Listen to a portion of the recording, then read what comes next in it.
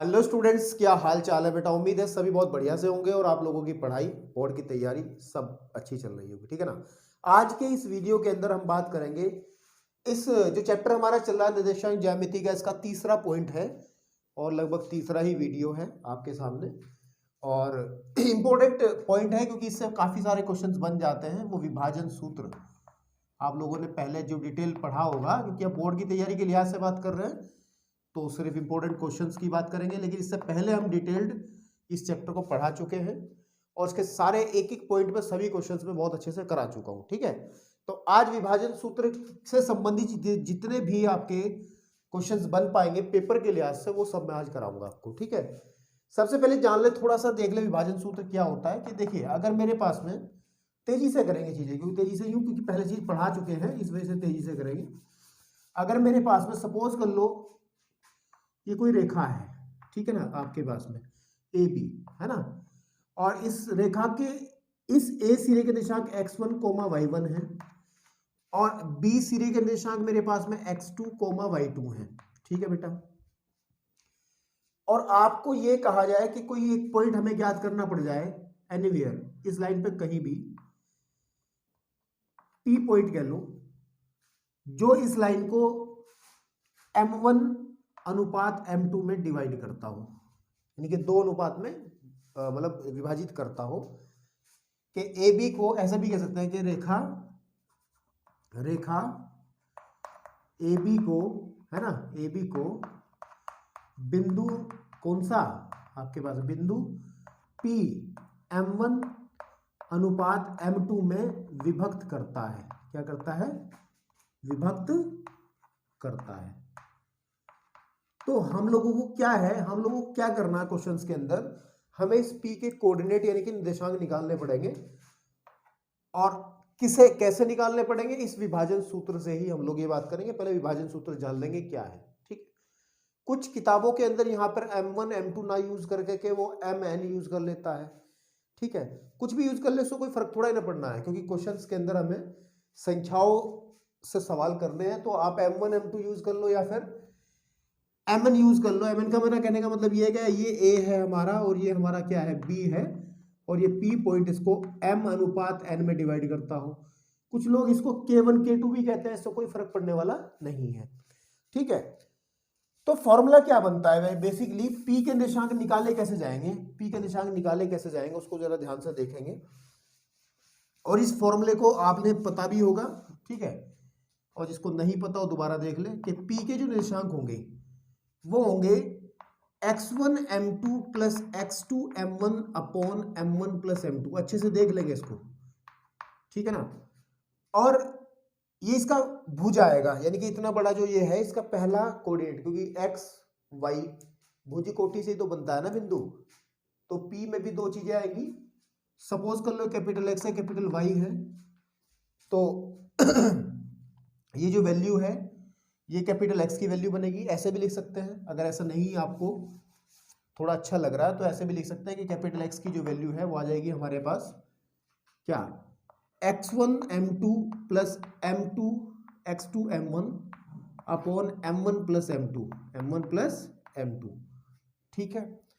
और जो दूसरा यानी कि ये तो भुज हो गया, अगर कोटि निकालना पड़ेगा तो हमारे पास रहेगा पॉइंट क्या, y1 m2 प्लस के y2 m1 upon m1 plus m2। मेरी बात समझिएगा ध्यान से, जो मैं कहना चाह रहा हूं ये निर्देशांक है इस P पॉइंट के, ठीक है। याद रखने का तरीका हम बताते हैं कैसे, कि x1 m2 पहले इसकी और इसकी गुणा plus x2 m1 upon m1 plus m2, तो हर जगह आना ही आना है। भुज में भी m1 m2 आना है, m1 प्लस m2 आना है, और कोटि में भी m1 प्लस m2 आपका आना है, ठीक है। और ये तो हो गया फर्स्ट पॉइंट, यानी कि हमारा जो P बनेगा, फिर P किस रूप में बनेगा, P बनेगा x1 m2 है ना प्लस के x2 m1 upon m1 plus m2, ठीक है। और ये बता दूं मैं कि इस टॉपिक में से आपका सवाल एक बनेगा ही बनेगा पेपर में, ये 100% है, ठीक है। इससे पहले 2 टॉपिक डिस्कस किए हैं, उन वो भी ठीक ठाक थे, लेकिन सबसे ज्यादा संभावना अगर आप पीछे कुछ पेपर्स के अंदर जांच करो देखो तो इसमें से सवाल एक आता ही आता है आपका, ठीक है। तो ये रहा आपका विभाजन सूत्र। कि अगर, बस मैं 2 बार रिपीट करूंगा तो फिर समय खराब ही होना है। ये था आपका विभाजन सूत्र। इसमें एक पॉइंट और ऐड हो जाता है, वो होता है मध्य बिंदु का। किसका? मध्य बिंदु का, है ना।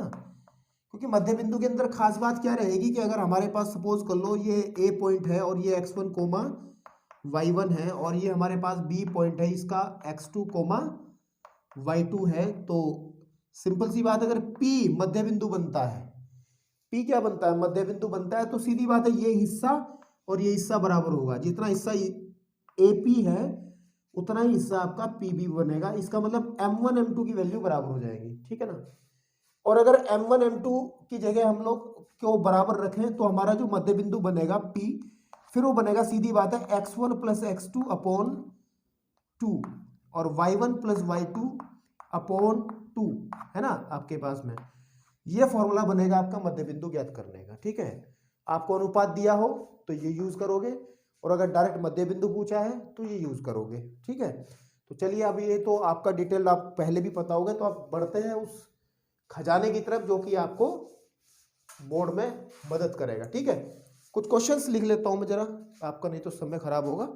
मैं क्वेश्चंस लिख लेता हूं। चलिए, आपके सामने एक बहुत ही साधारण सवाल है। साधारण का मतलब है कि एक ऐसा सवाल जो सिर्फ आपको ये बताएगा कि फॉर्मूला अप्लाई कैसे किया जाता है, ठीक है ना। लेकिन आया भी है पेपर में, ऐसा नहीं है आया पेपर में नहीं आता, तो ऐसा क्वेश्चन पेपर में आता भी है। तो क्या कहा है कि उस बिंदु के निशान ज्ञात करो जो ए, जिसके कोऑर्डिनेट दिए हैं 8,0 व B 0,12 को मिलाने वाली रेखा को 2:3 में विभक्त करता है, ठीक है ना। देखिए, तो हम सपोज कर लेते हैं, हल करते हैं जब क्वेश्चन को, इसको थोड़ा सा डायग्राम में कन्वर्ट करते हैं।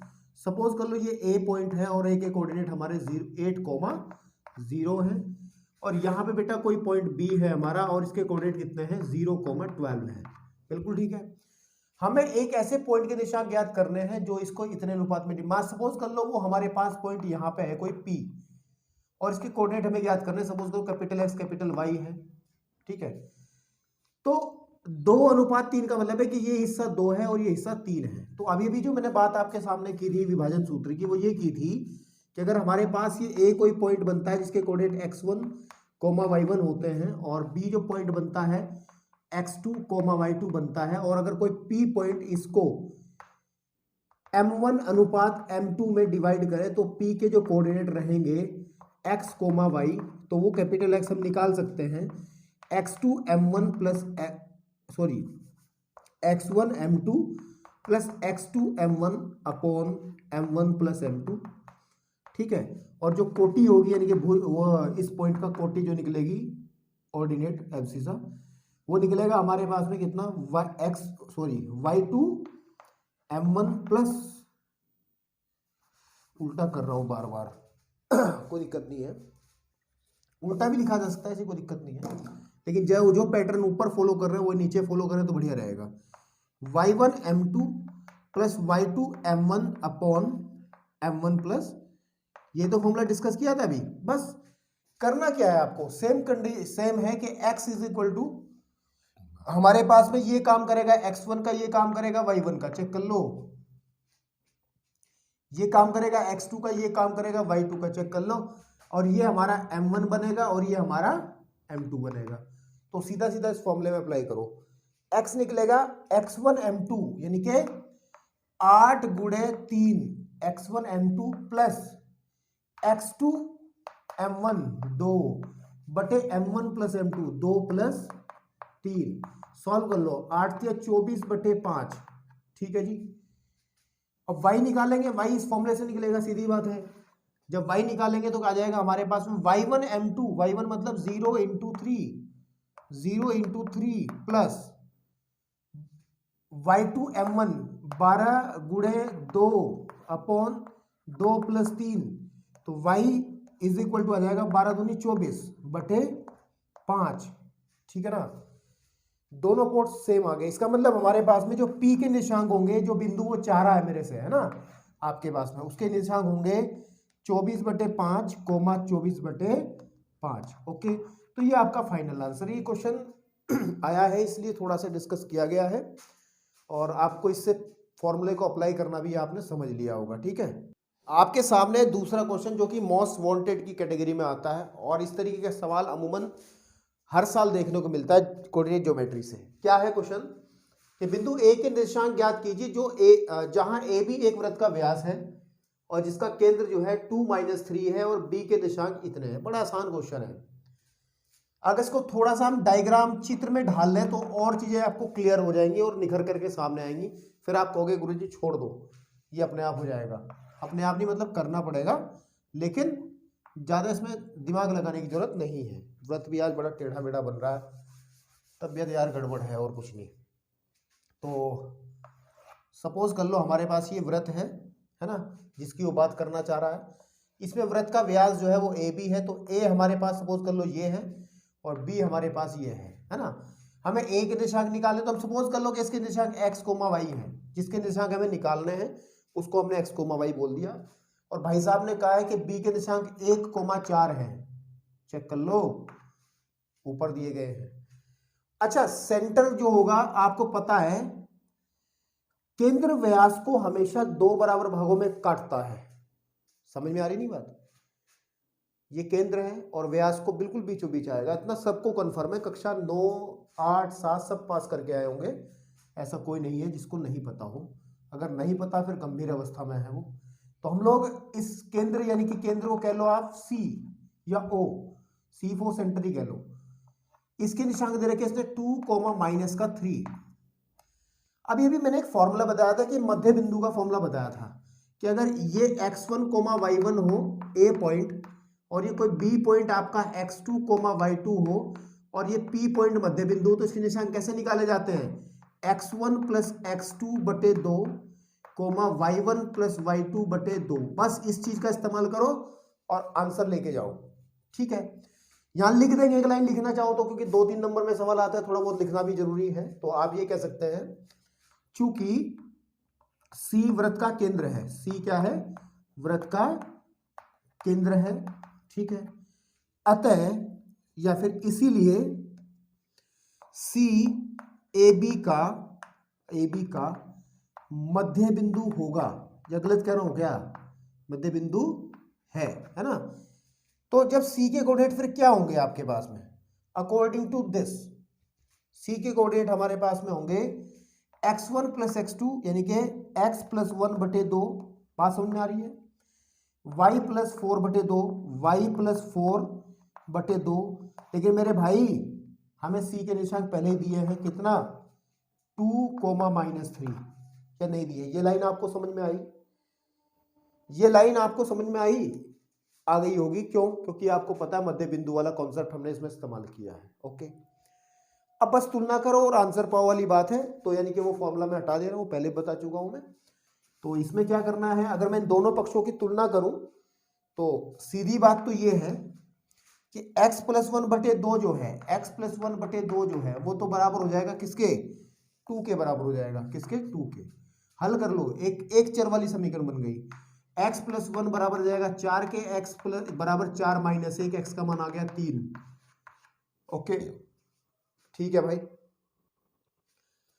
साथ ही साथ तथा करके एक काम और कर लो। आपको पता y + 4/2 किसके बराबर होगा? y + 4/2 बराबर होगा -3 के। नहीं होगा क्या? होगा ना? ठीक है, तो जब ब्रजपाल यानी कि ब्रज गुणा को करेंगे तो y + 4 = आपके पास -6 और y = -6 - 4 और y = आ जाएगा -10। कितना जाएगा? -10। और तब हम कह सकते हैं अतः a के तो निर्देशांक होंगे, a के निर्देशांक हमने x, y कहा था, x का मान कितना है? 3 है। ठीक है ना, और y का मान हमारे पास में आएगा -10। ओके, तो ये रहा आपका आंसर। और इस सवाल को बहुत अच्छे से कर लो। इसके भाई बंधु यानी कि इस कैटेगरी के सवाल बहुत देखने को मिलते हैं। व्रत का भी जिक्र आ जाता है, इससे आपकी मतलब इसके इस सवाल के माध्यम से टीचर ये कोशिश करता है कि उसके अंदर बहुत सारी नॉलेज निकाल ली जाए। कैसे कि व्रत संबंधी त्रिज्या, व्यास, ये सब आपको पता होना चाहिए, मध्य बिंदु वगैरह सब। तब ये क्वेश्चन आप लोग सॉल्व कर सकते हैं। ठीक है ना। तो 2 क्वेश्चन हुए हैं, आज देखते हैं कितने क्वेश्चन कवर करते हैं। तीसरे क्वेश्चन की तरफ बढ़ते हैं। चलिए, अब आपके सामने जो क्वेश्चन लिखा है वो भी ठीक ठाक कैटेगरी में आता है और कई बार पूछा गया है। ठीक है, कहा है कि हमारे पास बिंदुओं 3, -3 और 9 कोमा 9 को मिलाने वाले रेखाखंड, कोई रेखाखंड है, को समत्रिभाग करने वाले बिंदुओं के निशान ज्ञात करने हैं। पहले एक शब्द आया है इसमें समत्रिभाग, इसका मतलब क्या है कि समान 3 भागों में तोड़ने वाला है ना। ठीक है, सपोज कर लो कि मेरे पास ये लाइन है, मैं यहीं से शुरू करता हूँ हल। ठीक है, हल करना शुरू करता हूँ। सपोज कर लो मेरे पास ये लाइन है और इस लाइन के कोऑर्डिनेट हमारे पास में ये कोई पॉइंट ए कह लो शुरुआत में, ये 3,-3 है जो कि उसने कहा है, और ए पॉइंट हमारे पास बी है जिसका कोऑर्डिनेट हमारे पास 9,9 है। अच्छा, समान 3 भागों में जब हम किसी भी रेखाखंड को काटते हैं तो कितने हिस्से बनते हैं? 3 ही बनते हैं ना। और 3 हिस्से बनाने के लिए हमें कितनी जगह कट लगाना पड़ेगा, या कितने पॉइंट चाहिए? 2 पॉइंट चाहिए। कैसे? सपोज कर लो एक पॉइंट हमारे पास में P ये है और एक पॉइंट हमारे पास में Q ये है। देखो तभी तो इसके 3 हिस्से हुए, 1 2 3, राइट। तो अब हमें ये कह रहा है कि इस P के और Q के निशान ज्ञात करो। तो आप सोच रहे होंगे कि गुरुजी आपने तो सिर्फ एक पॉइंट को लेकर के पॉइंट बताया था कि कैसे अनुपात है ना वाला सूत्र अप्लाई करना है, तो इसमें 2 पॉइंट एक साथ है, तो घबराने वाली कोई बात नहीं है। देखो इतना कन्फर्म है बेटा कि ये समत्रिभाग है। समत्रिभाग का मतलब है समान 3 भाग, और समान 3 भाग का मतलब है कि अगर ये दूरी आपकी k है ना बेटा, तो ये वाली भी P से Q तक की भी k होगी और यहां से यहां तक की भी k होगी। बस इस k से ही हमारा काम बन जाएगा। बहुत बढ़िया सवाल है, बहुत अच्छे से देख लो, क्योंकि इस सवाल के दूसरे रूप भी हो सकते हैं। अगर समान सम चतुर्भाग करता हो, समान 4 भाग करता, तो इसमें बेटे कितने पॉइंट आते? फिर 3 पॉइंट आते, P Q R, क्योंकि तभी तो 4 हिस्से बनते हैं। आप इस लाइन को 4 हिस्सों में तोड़ना चाहते हो, 1 2 3 4, ये तो 5 में हो गया ना, है ना। अगर हमें 4 हिस्सों में बनाना है तो 1 2 3 4, तो उसको उस लाइन को हमें कितने हिस्सों से कट करना पड़ेगा? किन पॉइंट से करना पड़ेगा? 3 से करना पड़ेगा। 3 में करना है तो 2 से करना पड़ा है, 5 में करेंगे तो 4 से करना पड़ेगा। इतना बेसिक बातें आपको सबको पता है, इतनी तो समझ ही लेते हो ना। ठीक है, तो अब अगर मैं सबसे पहले बात करता हूं, सपोज कर लो मेरे को P के निशान निकालने हैं, तो अगर मैं P के निशान निकालूंगा तो मैं इस Q को भूल जाऊंगा, सीधी बात यह है। Q को हम बाद में निकालेंगे। तो इस डायग्राम को थोड़ा मॉडिफाई करते हैं, तो P के निर्देशांक ज्ञात करने, यहां पे करते हैं P के निर्देशांक ज्ञात करने के लिए एक ट्रिक लगा लेते हैं, और वो ट्रिक बड़े काम में आएगी। आप कहोगे सर K का मान नहीं पता, कोई दिक्कत नहीं, पूरे क्वेश्चन के अंदर K का मान जानने की जरूरत ही नहीं है। तो इस डायग्राम को दोबारा बनाओ। इस पॉइंट को हमने A कहा है, वो 3,-3 है। इस पॉइंट को हमने B कहा है, दैट इज 9,9 है। और यहां पर P है, और इस P के निशान निकालने, सपोज कर लो इसके निशान हमने कह दिए x1, y1 है ना आपके पास में। तो मेरे भाई ये वाला हिस्सा तो K है ना, मान रखा है, तो P से P तक का हिस्सा कितना होगा? देखो K और K कितना होता है? 2K होता नहीं होता? होता है 2K। बस हो गया काम। M1 का काम ये करेगा, M2 का काम ये करेगा, X1 का काम ये करेगा, Y1 का काम ये करेगा, X2 का काम ये करेगा, Y2 का काम ये करेगा। अनुपात वाला सूत्र लगा देना है और आपका तुरंत, आप कहोगे सर K अपने आप कट जाएगा। अभी देखो मैं करके दिखाता हूँ, परेशान होने वाली कोई बात नहीं है। जब हम X1 निकालेंगे, हम जब विभाजन सूत्र लगाएंगे तो होता है X1 M2, तो ये तो X1 है ये। अच्छा, इसको X1 Y1 आप कंफ्यूज हो जाओगे, चलो इसको कुछ और बोल दो। आप इसको बोल दो X, Y बोल दो, ठीक है। कैपिटल X आया X1 Y1, और ये है हमारा X2 Y2, और ये हमारा आ जाएगा M1, ये आ जाएगा हमारा M2। ठीक है बेटा, तो निकालो X1 M2 यानी कि 3 गुणे 2 के प्लस 9 गुणे के upon M1 plus M2 K plus 2K। ठीक है ना। जिन बच्चों को ये डर था कि K कहीं आंसर में ना आ जाए, K तो हमारे द्वारा लाई गई चीज है ना, तो आंसर में आने का मतलब ही नहीं है, और ये कट भी जाएगा। देखो 3 दूनी 6 K और 9 के, 6 के 9 के हो गया 15 के, अपॉन 1 के ये रखा, 3 के ये हो गया। अब देखो कट गया ना, और 3 5 15, तो हमारे पास आ गया 5। तो x का वैल्यू आया हमारा 5। ऐसे ही हम लोग क्या निकाल लेंगे? ऐसे क्या निकाल लेंगे बेटा, बताओ? ऐसे निकाल लेंगे हम लोग y, ठीक है। और जैसे ही एक्स वाई कंप्लीट हुआ हमारा तो हमारे p के निशान निकल आएंगे। अब y कैसे निकलेगा, y फॉर्मूला होता है y1 m2 plus y2 m1, है ना, अपॉन m1 प्लस m2। चाहे तो आप एक काम कर लिया करो, थोड़ा सा मैं जल्दबाजी में तुम्हें फॉर्मूला यहाँ लिख के नहीं दिखा रहा हूँ। तो जैसे मैंने यहाँ पे फॉर्मूला लिखा है तो ऐसे ही आप यहाँ पे भी फॉर्मूला, इससे पहले एक फॉर्मूला यहाँ पर सूत्र दे सकते हो। समझ में आ रही बात? सूत्र कैसा, वो कौन सा वाला, कौन से वाला सूत्र कि x is equal to x1 m2 plus x2 m1, जो मैंने शुरुआत में बताया था वो वाला सूत्र, जैसे इसमें लिखा है ऐसे। तो y कैसे होगा, आएगा आपके पास में, देखो y1 कहाँ है, y1 -3 गुणे 2k, -3 गुणे 2k प्लस y2 9 इंटू के, 9 इंटू के upon m1 plus m2 means k plus 2k, k plus 2k, k plus 2k। तो मेरे भाई ये आ जाएगा माइनस के 6k प्लस के 9k बटे 3k। फाइनली देखो 9 में से 6 जाके बचता है 3k अपॉन 3k, k से k खत्म, 1 से 1 खत्म, तो 1 आ गया। इसका मतलब y की वैल्यू होगी 1। तो जब x की वैल्यू 5 है और y की वैल्यू 1 है तो ये क्लियर है कि p के निर्देशांक, p के निर्देशांक जो रहेंगे वो रहेंगे आपके पास में, कितने रहेंगे, x, y 5,1। चेक कर लो, शायद मैं आगे आ गया था, 5,1, क्योंकि हमने एक्स वाई कहा है इसको। तो आई थिंक क्वेश्चन नंबर जो हमारे पास में थर्ड है इसका आधा हिस्सा हमने सॉल्व कर लिया है। इसका स्क्रीनशॉट ले लो ताकि मैं अगला हिस्सा भी इसको आपका सॉल्व करके दिखा दूं, ठीक है। इतना करेंगे पूरा का पूरा। अब मैं यहीं से चेंज कर देता हूं चीजों को, ठीक है। देखिए देखिए, नोट स्क्रीनशॉट ले लो या वीडियो को पॉज करके आप नोट कर लें, तो उसमें ज़्यादा बड़ी बात नहीं है। और ठीक है, तो अभी तक हमने पी के लिए काम किया, तो अब क्या करते हैं, क्यू के निशान ज्ञात करने के लिए इस डायग्राम को दोबारा से फिर ले लो। ये हमारे पास ए पॉइंट है 3, -3, ठीक है बेटा। और ये हमारे पास बी पॉइंट है जिसके निर्देशांक 1, 9, 9 है। और हम अब क्यू के कोऑर्डिनेट चाहते हैं, क्या चाहते हैं, क्यू के कोऑर्डिनेट आपके पास में। और क्यू के कोऑर्डिनेट सपोज कर लो उसमें एक्स कैपिटल, इसको लगा लो X dash comma Y dash. ये एक्स के ऊपर ऐसी डंडी से लगा दो, डैश बोलते हैं इसको, आपने फिजिक्स में पढ़ा होगा। क्योंकि p और x में कुछ तो अंतर रखना पड़ेगा ना, वहां पे हमने x कोमा y कहा था, तो यहाँ x dash comma y dash हमने कह दिया। तो अब देखो इसको करने का तरीका बड़ा आसान है और आसान तरीके ही लगाओ। क्या, यहाँ पे p के निशान अभी हमने निकाले हैं और वो कितने रहे हैं, कितना निकाला था हमने, 5,1। कितना निकाला था, 5,1 निकाला था। देख ले जरा एक बार, हाँ 5,1 ही निकाला था हमने, ठीक है।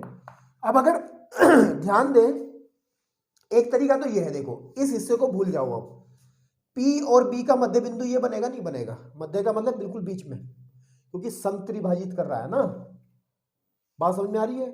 या तो ऐसे कर लो कि x डैश बराबर हो जाएगा 5 प्लस, भाई x1 प्लस x2 बटे 2 होता है ना मध्य बिंदु ज्ञात करने का सूत्र। इसका मतलब क्या आ जाएगा, 5 प्लस 9, 5 प्लस 9 बटे 2 यानी कि 14 बटे 2, इसे कटेंगे 7 बारी, ओके। और y डैश आ जाएगा आपके पास में 1 यानी कि y1 प्लस y2 बटे 2 यानी कि 1 प्लस 9 बटे 2 इज इक्वल टू 10 बटे 2। बिंदास इस तरीके से करके आ जाए, ये आ जाएगा 5। तो हमारा जो क्यू आ जाएगा, फिर हमारा क्यू के कोऑर्डिनेट आ जाएंगे, क्यू के निर्देशांक जो रहेंगे, क्यू के निर्देशांक जो रहेंगे बेटा वो क्या रहेंगे, वो रहेंगे क्यू के निर्देशांक जो रहेंगे, नीचे लिख देते हैं, वो रहेंगे 7,5। कितना, 7,5। तो this is very easy method to solve, to find the value, find the coordinate of Q. अब कहेंगे सर वैसे भी तो कर सकते थे जैसे हमने अभी पिछले वाला किया था, बिल्कुल कर सकते हैं, लेकिन ये आसान पड़ा है। आप ऐसे भी कर सकते थे कि अगर हमारे पास ये A है और ये B है ना, आपके पास में A कितना दिया है उन्होंने, 3,-3 है और ये 9,9 है, तो क्यू यहाँ पे होगा ना कहीं ना कहीं। तो आपको पता है जैसे मैंने इसमें किया था कि K तो इधर वाला हिस्सा तो 2K बनेगा, m1 की वैल्यू 2k आ जाएगी और यहाँ वाला हिस्सा k आ जाएगा। जैसे मैंने p के मतलब कहने का मतलब ये है जैसे मैंने p के निर्देशांक निकाले थे ऐसा आप q के निर्देशांक भी निकाल सकते हो, लेकिन ये भी है कि उतना इसमें ज़्यादा मेहनत करनी पड़ेगी थोड़ी सी। आई थिंक इसमें बड़ा आसान है क्योंकि p और b का मध्य बिंदु q है तो आसानी से वो चीज़ निकाली जा सकती है। बिल्कुल ठीक बात है। तो फटाफट स्क्रीनशॉट मारो, वीडियो को पॉज करो, नोट करो, जो भी करना करो। मैं चलता हूँ नेक्स्ट क्वेश्चन पे। ठीक है, ओके।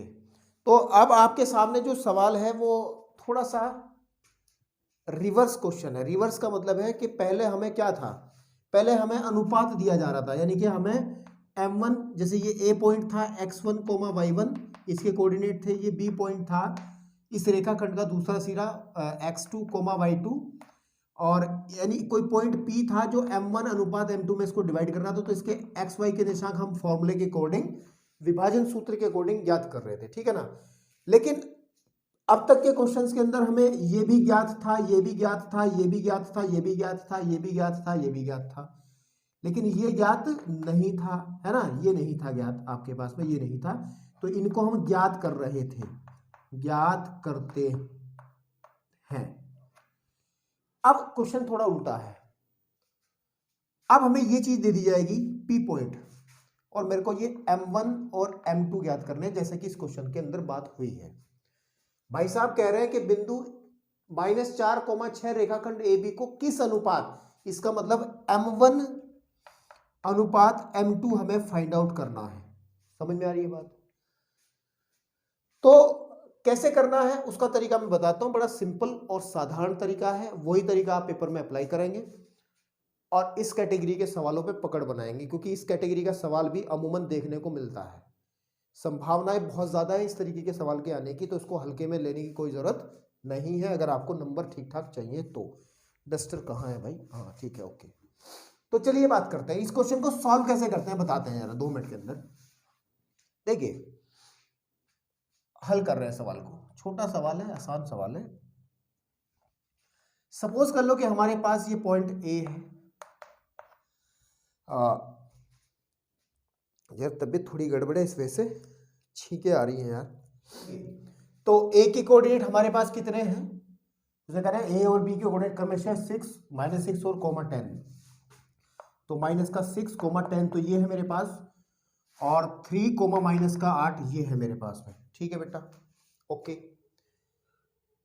और हमें एक पॉइंट बीच में कहीं ना कहीं है, उस पॉइंट को हम सपोज कर लेते हैं P है, और उसके कोऑर्डिनेट हमारे पास -4,6 उसने दिए हैं। और मेरे को पूछ रहा है कि ये किस अनुपात में डिवाइड कर रहा है, यानी कि M1 अनुपात M2 की वैल्यू मेरे से पूछी जा रही है। तो M1 M2 के 2 मान निकालने की बजाय है एक तरीका लगाएंगे आप, इसमें केवल एक मान निकालेंगे। वो भी कैसे? हम कहेंगे कि माना इसको ये K अनुपात 1 में विभाजित करता है। तो ये लिख लेंगे यहाँ पे, K का मान निकाल देंगे ना, K का जो मान आएगा वही आंसर रहेगा। मैं बताता हूँ अभी करके। यहाँ लिख देंगे कि माना रेखाखंड, ठीक है, नहीं, रेखाखंड AB को P यानी कि -4,6 के अनुपात 1 है ना में, ठीक है ना, में विभाजित करता है, विभाजित करता है। ठीक है, तो भाई क्या होगा? देखो हमें पता है, सीधी बात है, फॉर्मूला अगर इसके हमने फॉर्मूला पढ़ा था कि x = x1 m2 + x2 m1 upon m1 + m2, ये पढ़ा था ना। तो अगर ये फॉर्मूला इसमें लगाए तो x की वैल्यू क्या है इस बार? -4 बराबर होगा x1 m2 मतलब -4 × 1 -6 × 1 प्लस 3 × k 3k बटे m1 + m2 यानी कि k + 1। इसको अलग कर लो, k का मान निकल आएगा, वही आंसर रहेगा। तो -4 = -6 + के 3k अपॉन k + 1। ठीक है जी। अब देखो मैं ब्रज गुणा कर रहा हूं तो -4k देख लो ना, परीक्षा के समय है तो इतनी कैलकुलेशन तो कर ही पाओगे। और -4 = आ जाएगा -6 और प्लस का 3k। ठीक है भैया, तो k वाले इससे एक तरफ कर लो, तो ये जब इस तरफ आएगा -4k -3k बराबर -6 + के 4। ठीक है, तो माइनस के 7 के बराबर आएगा माइनस के 2, माइनस से माइनस खत्म, के की वैल्यू आ जाएगी 2/7। ओके, यही आंसर है। तो ये लिख देंगे, अनुपात कितना बनेगा, के अनुपात 1 था ना, हमने कहा था के अनुपात 1। इसका मतलब क्या है, इसका मतलब क्या है, दिस इंप्लाइज, यदि ये बराबर रहेगा किसके, 2/7 अनुपात 1 के। इसको सरल अनुपात में जब हम करेंगे 7 से गुणा तो ये आ जाएगा 2/7, मतलब इस अनुपात, सरल अनुपात पढ़ा होगा ना आपने, जब सरल अनुपात करते हैं तो 7 को यहां से भगाने के लिए इन दोनों अनुपात में 7 से गुणा करेंगे, जब 7 से गुणा इसमें करेंगे तो 7 से 7 कट जाएगा और 7 × 7, तो फाइनल आंसर बनेगा 2 आपका 7।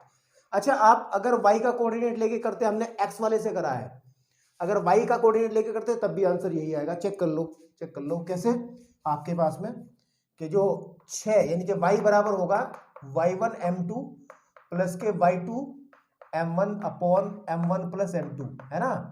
तो चेक कर लो, हमारे पास 6, ये 6 है ना, और y2 ये y1 10 इंटू ये 10 गुणे 1 प्लस माइनस के 8 गुणे, ठीक है, आपके पास में k upon k plus 1, cross multiply करो, 6k प्लस के 6 बराबर आएगा 10 माइनस के 8k। ठीक है जी, आपके पास में देखो, अब इसको ले आओ, तो 6k प्लस के 8k बराबर होगा 10 माइनस 6, या फिर 14k बराबर होगा आपके पास में कितना, 4। ठीक है, k इज इक्वल टू आ जाएगा 4/14 है, 2 दूनी 4, 2 से 14, k इज इक्वल टू 2/7। कुछ करने की जरूरत नहीं, 2 बार करा काम, लेकिन फायदा नहीं कुछ हुआ है, सेम आंसर है। तो आप लोग केवल एक या तो भुज को लेके कर लोगे या फिर कोटि को लेके कर लोगे तो आपका अनुपात सेम आ जाएगा। ठीक है, यही आपका आंसर रहेगा, यानी कि 2:7 जो है ये पॉइंट इस रेखाखंड को करेगा। इसमें बहुत, तो आज की इस वीडियो के अंदर मैंने 4 क्वेश्चंस आपके सामने सॉल्व किए हैं। ठीक है, और बाकी और भी इंपॉर्टेंट क्वेश्चंस बनते हैं तो वो क्वेश्चन हम नेक्स्ट वीडियो के अंदर करेंगे। आज इतना ही रखेंगे क्योंकि टॉपिक दमदार है, इससे सवाल हमेशा आता है, तो मैं नहीं चाहता कि थोड़े से क्वेश्चंस में इसको समेट दिया जाए और फिर थोड़ा बहुत कुछ बाहर से आपको मिल जाए तो कहोगे सर कोई फायदा नहीं हुआ। ठीक है, तो आज इतना ही रखते हैं, धन्यवाद।